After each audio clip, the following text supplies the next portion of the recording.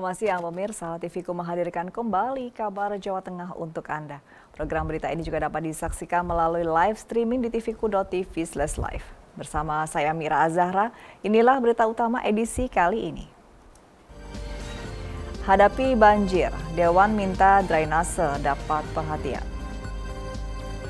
Upaya pangkas mata rantai distribusi pangan beras. PLN salurkan bantuan pasang baru listrik bagi 575 warga.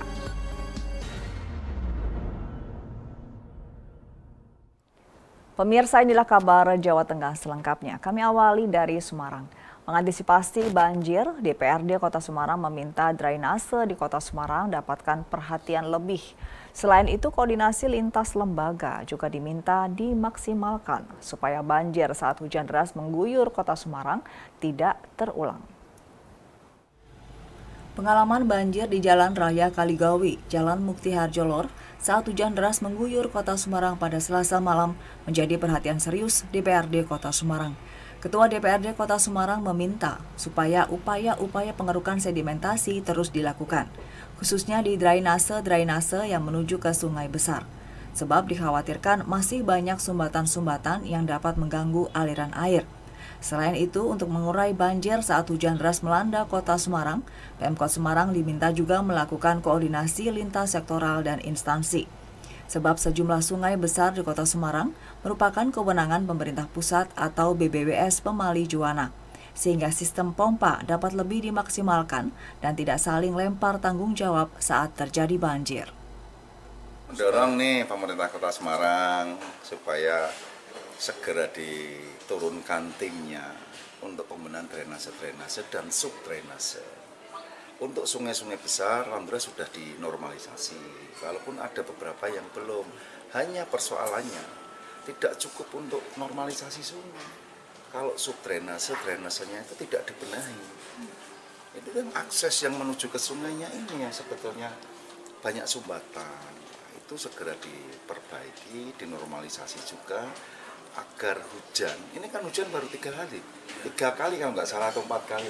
Itu kalau nanti sudah musim hujan kayak gitu, begitu hujan nggak ada nggak bisa ngeresep lagi karena sudah sering hujan. Ini saja sudah lama, artinya beberapa bulan nggak hujan saja nggak bisa ngeresep loh air itu. Jalan Raya Kaligawe dan Mukti Harjolor sendiri sempat terendam banjir pada Rabu siang akibat dari hujan deras yang terjadi pada Selasa malam. Akibat banjir ini, aktivitas warga sempat terganggu karena ketinggian banjir di sejumlah titik hampir 50 cm. Dari Semarang, Tutuk Carita melaporkan. Setelah dilakukan pembahasan bersama antara tim Badan Anggaran DPRD Kota Semarang bersama dengan pemerintah Kota Semarang, DPRD Kota Semarang menyetujui dan menetapkan besaran APBD murni tahun 2024 sebesar 5,4 triliun rupiah. Persetujuan dan penetapan APBD murni Kota Semarang sebesar 5,4 triliun rupiah ini dilakukan Kamis siang dalam sidang paripurna DPRD Kota Semarang dengan agenda persetujuan bersama penetapan APBD Kota Semarang tahun 2024. DPRD Kota Semarang sebagai representasi dari warga Kota Semarang secara aklamasi menyetujui APBD murni tahun 2024 yang telah dibahasnya dalam Badan Anggaran bersama dengan tim eksekutif atau pemerintah Kota Semarang. Pendapatan sendiri ditetapkan sebesar 5,2 triliun rupiah, sedangkan belanja sebesar 5,4 miliar rupiah atau defisit sebesar 229 miliar rupiah. Atas penetapan APBD ini, Ketua DPRD Kota Semarang Kadar Lusman berharap nantinya di tahun 2024 dapat langsung diserap. Dewan juga meminta supaya target yang telah ditetapkan tersebut dapat tercapai. Harapan kami setelah disahkan, segera dilaksanakan, baru fungsi kami sebagai pengawasan yang kita lakukan dengan teman-teman sesuai dengan tupoksi masing-masing. Eksekutif kan mencoba untuk meningkatkan itu terus. Kami juga selalu diskusikan, jangan sampai target itu dipaksakan, artinya target itu dipaksakan, nantinya tidak bisa realisasi kan juga eman-eman gitu loh. Jadi yang paling tidak melalui kajian-kajian seperti parkir semisal. Sementara itu, Wali Kota Semarang mengaku APBD yang ditetapkan akan diprioritaskan ke sejumlah program, seperti kesejahteraan masyarakat, penanganan stunting, kesehatan, pendidikan, dan juga infrastruktur. Mengenai adanya defisit, menurutnya nanti akan ditutup dengan dana-dana lain, seperti hadiah lomba dan lainnya. Masih kayak dulu lagi ya, jadi yang pertama pasti kesejahteraan masyarakat, baik penanganan stunting, kemudian penanganan kemiskinan ekstrim, ketahanan pangan dan inflasi, tapi tidak lupa juga masalah infrastruktur dan investasi, karena itu menjadi satu bagian yang merupakan kebijakan juga dari pemerintah pusat kepada pemerintah daerah. Nah itu fokus selain juga ya pasti yang lainnya kesehatan, pendidikan. Tapi yang menjadi prioritas seperti tahun 2023, ini 2024 ini kan juga kondisi ekonomi, kondisi pangan juga belum baik gitu ya, belum recovery lagi karena ada salah satu fenomena El Nino dan sebagainya. Ita berharap saat memasuki awal tahun, program-program dapat segera dijalankan dan anggaran lekas terserap dan pendapatan memenuhi target. Dari Semarang, Tutuk Carita melaporkan. Pemirsa, kabar Jawa Tengah akan lanjut dengan sejumlah informasi lainnya, di antaranya upaya pangkas mata rantai distribusi pangan beras akan kami hadirkan untuk Anda sesaat lagi.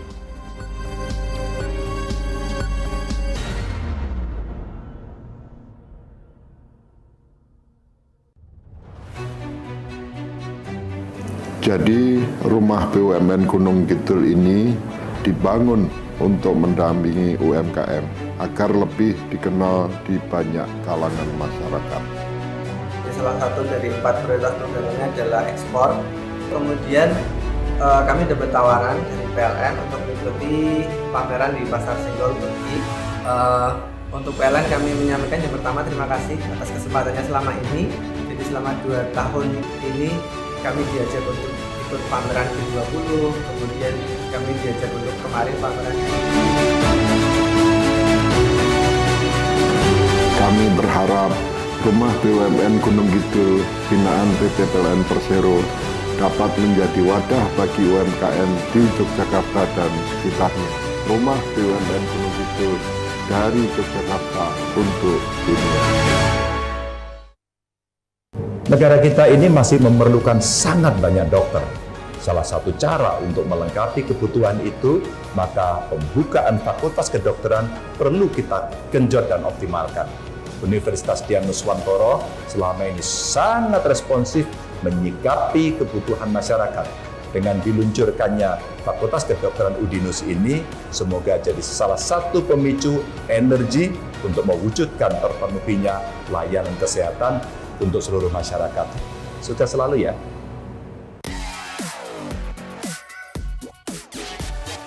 Latulip Active Series, Flawless Press Powder, Flawless Natural with UV Protection.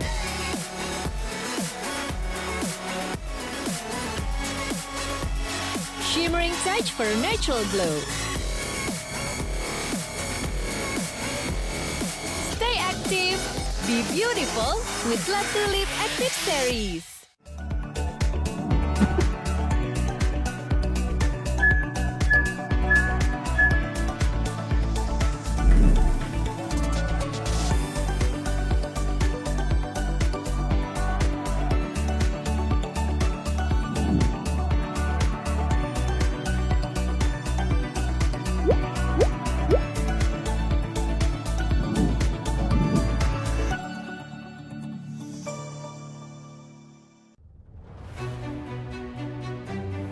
Jadi rumah BUMN Gunung Kidul ini dibangun untuk mendampingi UMKM agar lebih dikenal di banyak kalangan masyarakat. Salah satu dari 4 prioritas programnya adalah ekspor. Kemudian kami dapat tawaran dari PLN untuk mengikuti pameran di Pasar Senggol Turki. Untuk PLN kami menyampaikan yang pertama terima kasih atas kesempatannya selama ini. Jadi selama 2 tahun ini kami diajak untuk ikut pameran G20, kemudian kami diajak untuk kemarin pameran. Kami berharap Rumah BUMN Gunung Kidul binaan PT PLN Persero dapat menjadi wadah bagi UMKM di Yogyakarta dan sekitarnya. Rumah BUMN Gunung Kidul dari Yogyakarta untuk dunia. Pengen makan enak dan gak ribet? Lele Kubumbu punya solusinya. Dibuat dari lele segar yang berkualitas, diolah dengan bumbu yang ciamik, dijamin bikin ketagihan. Ada lembu mandi di kali. Lele Kubumbu enak sekali.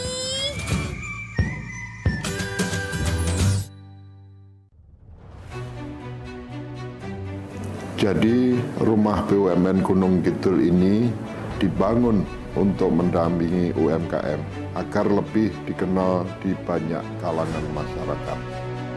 Salah satu dari 4 prioritas programnya adalah ekspor. Kemudian kami dapat tawaran dari PLN untuk mengikuti pameran di Pasar Senggol Turki.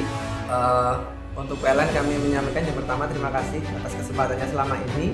Jadi selama 2 tahun ini kami diajak untuk ikut pameran G20, kemudian kami diajak untuk kemarin pameran. Kami berharap rumah BUMN Gunung Kidul binaan PT PLN Persero dapat menjadi wadah bagi UMKM di Yogyakarta dan sekitarnya. Rumah BUMN Gunung Kidul dari Yogyakarta untuk dunia.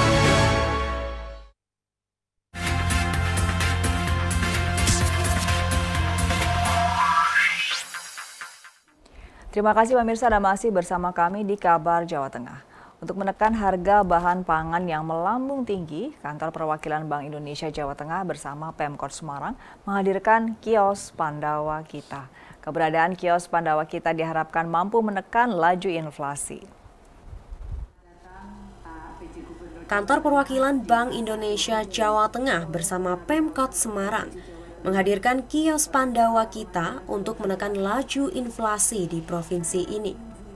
Kios Pandawa Kita yang berada di Pasar Kanjengan Semarang akan menjadi kios rujukan harga bagi pedagang beras lainnya dalam menjual kepada masyarakat. Dalam mengoperasikan toko ini, Pemkot Semarang berkolaborasi dengan Badan Usaha Milik Petani, BUMP Lumpang Semar Sejahtera Semarang, BUMP Wijaya Kusuma Pangan Mandiri Cilacap, dan BUMP Sukoharjo Makmur Pangan Sejahtera, di mana Kabupaten Cilacap maupun Kabupaten Sukoharjo adalah daerah yang merupakan lumbung padi. Cilacap maupun Sukoharjo ini adalah merupakan daerah lumbung padi ataupun surplus padi, sehingga ini inisiatif dari Wali Kota Semarang dan juga dari Kepala Kantor BI Jawa Tengah untuk diadakan kerjasama, sehingga dari kedua daerah tersebut akan memberikan pasokan ke Kota Semarang, dan ini ada kerjasamanya dalam bentuk syarat tertulis, sehingga dan di Pasar Kanjengan inilah nanti ada kios Pandawa Kita, dan kita harapkan ini akan menjadi food estate food station untuk di Kota Semarang. Toko Pandawa Kita ini merupakan terobosan dari TPID Pemprov Jateng dan Pemkot Semarang sebagai upaya solusi untuk menekan dan mengendalikan harga komoditas pangan di Provinsi Jawa Tengah.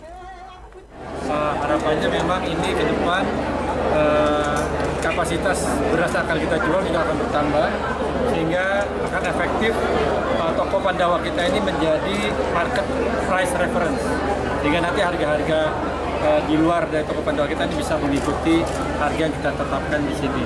Dan ini merupakan kerjasama terobosan dari TPID Provinsi Jawa Tengah dan Kota Semarang. Saat ini harga beras medium di pasaran dijual Rp13.000 sampai Rp14.000 per kilogram, dan hadirnya kios Pandawa Kita bisa dijual dengan harga di bawah Rp13.000 per kilogram. Pemkot Semarang juga meluncurkan aplikasi SIHARPA atau Sistem Informasi Harga Pangan. Siharpa merupakan aplikasi milik Disperinda Kota Semarang yang berfungsi memantau serta mengevaluasi kualitas dan harga beras setiap hari. Dari Semarang, Restu Indah melaporkan. Sementara itu pemirsa, setelah harga cabai yang melambung, kini giliran harga kedelai diam-diam juga ikut naik. Harga kedelai yang mencapai Rp13.000 per kilogram berdampak pada ukuran tahu dan tempe yang semakin mengecil. Hal ini membuat pedagang tahu dan tempe di pasaran mengalami penurunan omset. Sepi pembeli, inilah yang dirasakan para pedagang tahu dan tempe di Pasar Mijen Kota Semarang.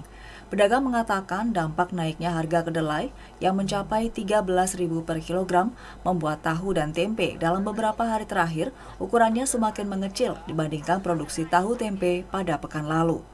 Meski mengecil untuk harga masih tetap sama. Satu tempe plastik ukuran 1/4 jual Rp6.000, sementara tahu ukuran kecil dijual Rp8.000 per plastiknya. Dan tahu besar dijual Rp10.000 per bungkusnya yang berisi 10 biji. Imbas semakin kecilnya ukuran tahu dan tempe, diakui pedagang membuat lapaknya tak dilirik pembeli. Akibatnya penjualan mereka juga turut menurun. Ya nggak naik, cuman dikurangi. Dulu tebel, sekarang nipis. Juga tahunya ya sudah. Dulu juga besar-besar, sekarang ya agak kecil-kecil ya? Iya. Pada berkurang. Karena itu dulu punya besar-besar, dikirain saya yang ngurangin, saya nggak bikin dari pabrik. Dulu banyak pembelinya, sekarang pas sedikit. Dulu habisnya banyak ya, sekarang cuma 3 ton. Pedagang berharap pemerintah dapat segera menstabilkan harga kedelai yang sebelumnya sempat di angka Rp7.000 per kilogramnya, sehingga produksi tahu tempe dapat normal kembali dan penjualan tahu tempe kembali meningkat. Dari Semarang, Tutuk Carita melaporkan. Pemirsa, kabar Jawa Tengah akan kembali dengan beragam informasi lainnya, di antaranya PLN salurkan bantuan pasang baru listrik bagi 575 warga. Tetaplah bersama kami.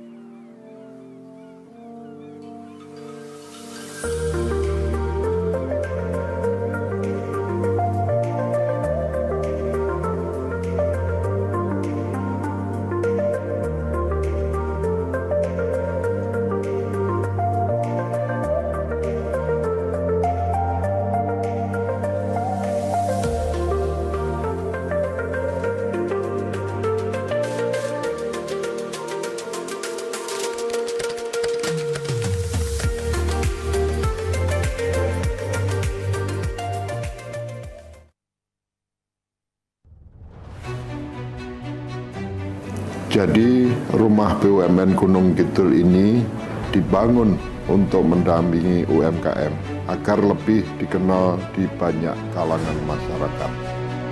salah satu dari 4 prioritas programnya adalah ekspor. Kemudian kami dapat tawaran dari PLN untuk mengikuti pameran di Pasar Senggol Turki. Untuk PLN kami menyampaikan yang pertama terima kasih atas kesempatannya selama ini. Jadi selama 2 tahun ini kami diajak untuk ikut pameran G20, kemudian kami diajak untuk kemarin pameran.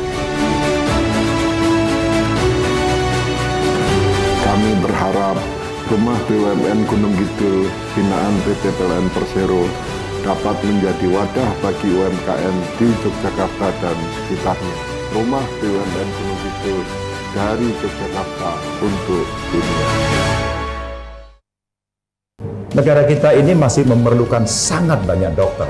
Salah satu cara untuk melengkapi kebutuhan itu, maka pembukaan fakultas kedokteran perlu kita genjot dan optimalkan. Universitas Dian Nuswantoro selama ini sangat responsif menyikapi kebutuhan masyarakat. Dengan diluncurkannya Fakultas Kedokteran Udinus ini, semoga jadi salah satu pemicu energi untuk mewujudkan terpenuhinya layanan kesehatan untuk seluruh masyarakat. Sukses selalu ya.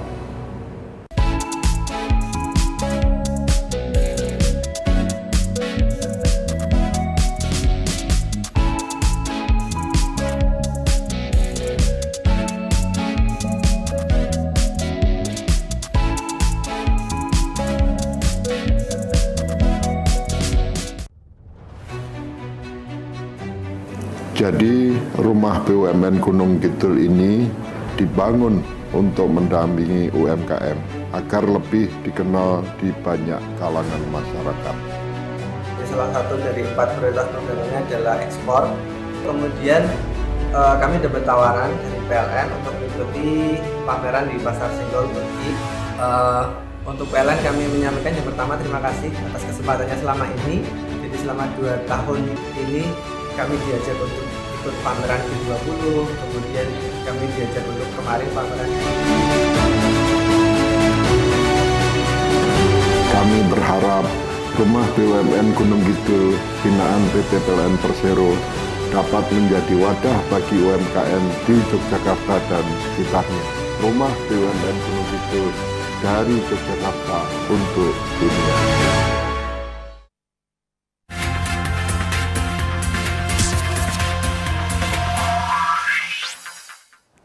Terima kasih Anda masih bersama kami di Kabar Jawa Tengah. Pemerintah melalui Kementerian ESDM dan PT PLN Persero memberikan bantuan pasang baru listrik untuk 575 warga kurang mampu di Desa Wonoroto, Kecamatan Watu Malang, Wonosobo. Bantuan tersebut untuk mempercepat pembangunan melalui pengentasan kemiskinan di Provinsi Jawa Tengah.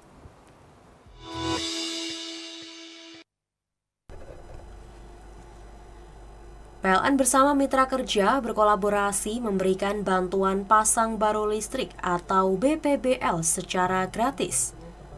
Program BPBL merupakan kontribusi PLN dalam meningkatkan hajat hidup orang banyak. Mereka yang berhak mendapat bantuan BPBL adalah masyarakat kurang mampu yang telah divalidasi oleh kepala desa, lurah, serta pejabat setempat. Program ini juga merupakan salah satu upaya pemerintah meningkatkan rasio elektrifikasi. Bantuan BPBL diberikan kepada masyarakat meliputi 3 titik lampu dan 1 kotak kontak. Untuk 575 rumah dengan daya 900 volt ampere dan pulsa listrik masing-masing senilai Rp100.000.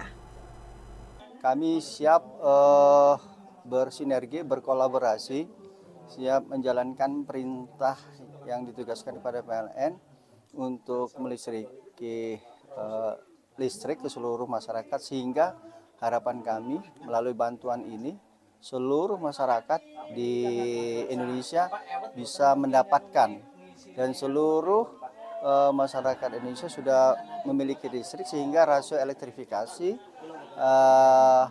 kita bisa mencapai 100%. Masyarakat menyambut antusias atas bantuan ini.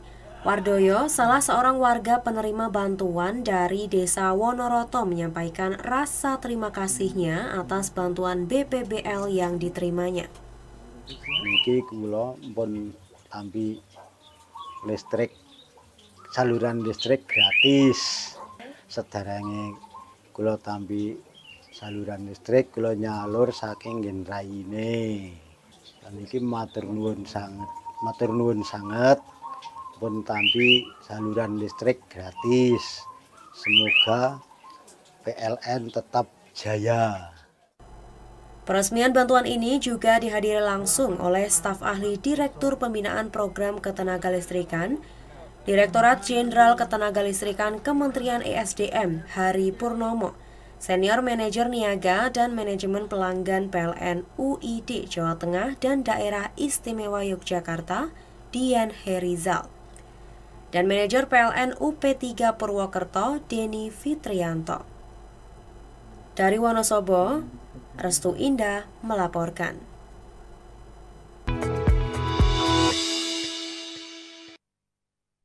Kami beralih ke informasi lain pemirsa. Jika Anda ingin menikmati liburan di tempat rekreasi yang menarik, Saloka Theme Park bisa menjadi daftar kunjungan Anda. Di sini Anda akan dimanjakan dengan 25 wahana yang seru sekaligus menantang adrenalin. Dan pemirsa, berita ini sekaligus menutup jumpa kita di Kabar Jawa Tengah. Program berita ini juga dapat disaksikan melalui live streaming di tvku.tv/live. Saya Mira Azhara dan teman-teman yang bertugas mengucapkan terima kasih atas kebersamaan Anda. Selamat siang, stay safe, stay healthy. Sampai jumpa. Saloka Theme Park merupakan salah satu destinasi wisata favorit di Tuntang, Kabupaten Semarang. Taman rekreasi tematik keluarga ini mengusung konsep kearifan lokal yang berlokasi di antara Kabupaten Semarang dan Salatiga. Saloka Theme Park memiliki 25 wahana dan dibagi menjadi 5 zona. Di antaranya zona pesisir, zona Balantara, zona Sagara Prada, zona Kamayai, dan zona Araria. Saat pertama kali masuk, kita akan disambut langsung dengan zona pesisir. Di sini ada wahana raksasa yang diberi nama Cakrawala. Kita diajak menaiki gondola, kemudian berputar hingga ketinggian 33 meter. Selain itu, ada zona Araria yang menjadi salah satu zona favorit. Di tempat ini menyajikan beragam wahana yang membawa sensasi ekstrim, seperti wahana bengak-bengok, paku bumi, obat tabit, dan lika-liku. Wahana bengak-bengok yakni berbentuk lingkaran, maju mundur dan berputar di atas rel setengah lingkaran. Menaiki ini akan membuat kita teriak sepuasnya. Sedangkan wahana paku bumi membuat kita merasakan sensasi melayang dari ketinggian puluhan meter. Wahana favorit lainnya yakni lika-liku. Wahana ini layaknya roller coaster yang bisa meluncur dari ketinggian 12 meter dengan jalur berlika-liku dan laju yang cepat. Zona Sagara Prada juga tak kalah serunya. Di zona ini banyak wahana yang cocok untuk kita bersantai dan bermain. Dengan wahana tematik seperti ini di Jawa Tengah hanya ada di Saloka dengan luasnya kurang lebih 12 hektar dan dilengkapi dengan 25 wahana. Nah, total wahana yang kita miliki ya 25 itu terdiri dari beberapa kategori wahana. Ada wahana yang untuk keluarga, wahana yang santai, ada juga wahana air, ada wahana yang horor serem-serem juga ada, dan wahana ekstrim pun juga ada. Dan di Saloka ini terbagi menjadi 5 zona. Yang pertama ada pesisir, yang kedua ada Balalantara, ada Kamayai, ada Sagara Prada atau Arung Jeram, dan yang terakhir ada zona Balalantara gitu. Jam operasional dari Saloka sendiri jam berapa, Mbak? Untuk jam operasional kalau di hari biasa, di hari Senin sampai Kamis, buka dari jam 10 sampai jam 6 malam. Kalau untuk di hari Jumat, buka dari jam 12 siang sampai jam 7 malam. Dan Sabtu, Minggu, dan hari libur nasional, buka di jam 10 pagi dan sampai jam 7 malam. Kalau tiket masuknya, Mbak?